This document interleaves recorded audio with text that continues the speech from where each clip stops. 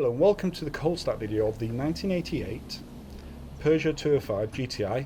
So it's the 1.6, one owner from new. The vehicle is nice and cold. It hasn't been started at all today and it's a sort of a nice cool morning. If you can start the engine please.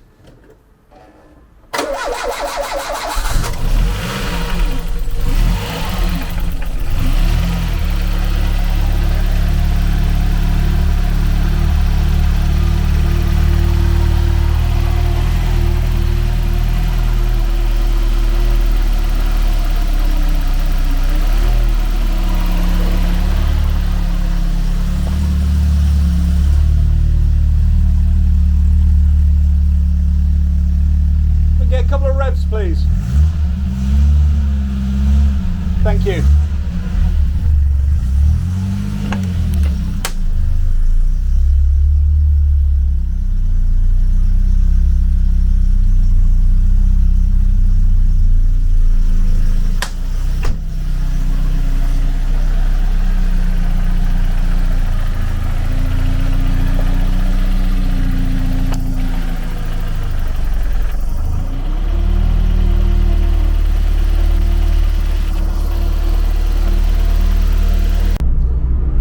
Welcome to the on-the-road video of the 1988 Peugeot 205 GTI.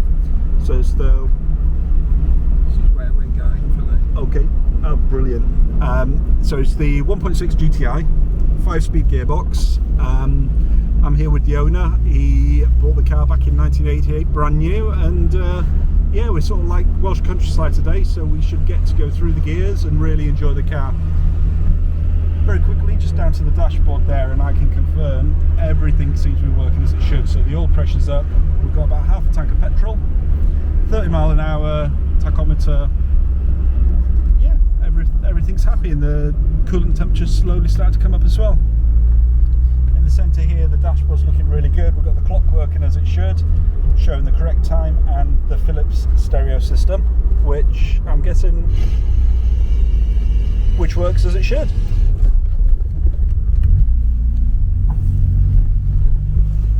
Okay, so far we've got over a few speed bumps. It's not the smoothest of road. I'm listening to the suspension and it seems spot on. I'm guessing you've probably had work done on it over the years? Yes, there's particularly since 2017 most of the suspension has been renewed, including the rear beam axle.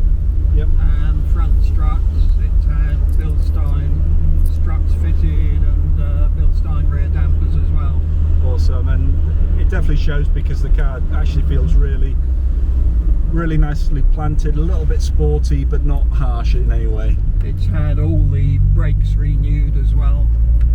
Super, so the brakes are good? The brakes are good. Front calipers have been rebuilt with all new seals and so on. Brilliant. New exhaust pipe, and it had new radiator and heater radiator as well. Gotcha.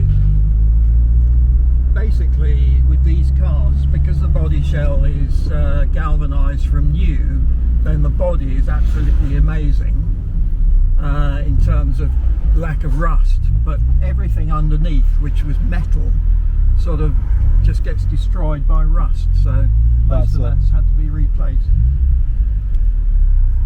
Brilliant. I've just been watching the steering. The steering looks spot on. There's no judders or shakes, and when we're driving a straight line, the steering wheel's nice and straight as well. Yeah. Just as it should be. It's a great fun car to drive, it really is. Tremendous, particularly on roads around South Wales. That's it, yeah. Well, the roads we're on today, the mountain roads are beautiful, aren't they? Yeah, that's right. Yeah, it really comes into its own on roads like that. Yeah, and there we go. We've just changed them into top gear, and I've noticed you've had no problems at all with the gear changes. No, the gearbox is fine. Yeah.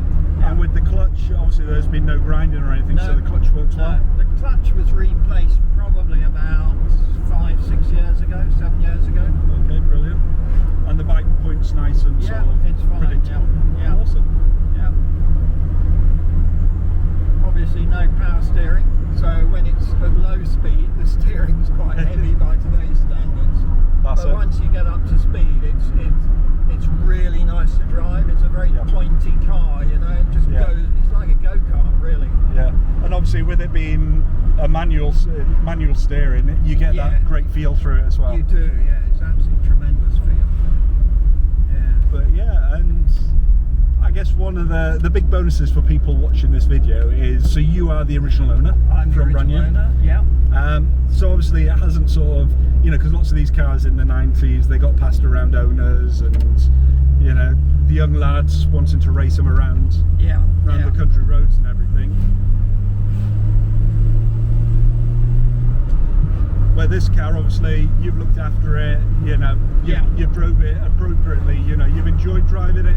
I'm guessing you've had a few spirited drives in it? Yeah, but as I said to you earlier, in 1989, I had my first company car, so for the next 30 odd years, it was just driven by my wife. Yep. So, and to be honest, I didn't get to drive it that much in those days. So, yeah. So it's only recently, really, since my wife had another car in 2017, and then I did a load of rebuild work on this, and then since then I've been driving it more. But you know, one of the reasons for putting it up for sale is because I just don't get to drive it enough. That's it, isn't it? Yeah. Yeah. So yeah, but it's a beautiful car, it really is. Yeah. So it's time to pass it on to somebody else to enjoy and look after it. Yeah, I'm now in my 70s now, and I think the idea of sort of continuing to maintain it is a bit beyond me now, really. That's it. Super. Well, I would say we've given everybody watching this video the information they need, you know, to make it actually a really good decision whether it's for them or not. Yeah. So thank you for bringing me out today. Okay, no problem.